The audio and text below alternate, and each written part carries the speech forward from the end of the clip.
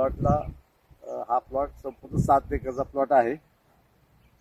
तुम्हाला व्हिडिओमध्ये दिसत आहे खूप छान प्लॉट डेव्हलप झालेला आहे. त्याला त्यांनी आपले उंडावून बट्टी पेशलचे 5 न्यूट्रिशन असे 2 डोस दिलेले आहेत.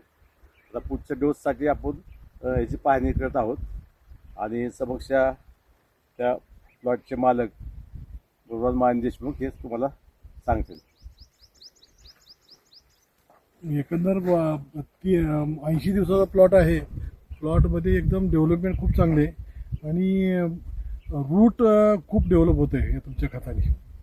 रूटला खूप काम करते. आता स्टंप पाहिला तर असा स्टंप गेल्या वेळी आम्ही लागण केली त्यावेळी स्टंप असा नव्हता. गेल्या वेळीची लागणमध्ये असा नव्हता. कमी दिवसात स्टंप वाढली म्हणजे स्टोरेज वाढवायला खूप उपयोगी खत आहे. अन्नद्रव्य घ्यायला स्टोरेज वाढ स्टंप म्हणतो आपण.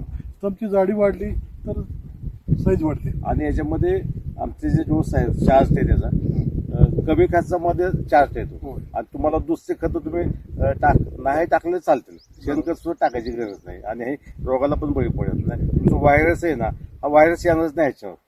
आता आपण कंपनीचे सीईओ आहेत त्यांना आपण समक्ष इथं आणणार आहोत पुढच्या महिन्यात. ठीक ते प्लॉट प्लॉटची पाणी करू आपण निर्णय घेऊ. आणखी एखादा डोस लागेल याला.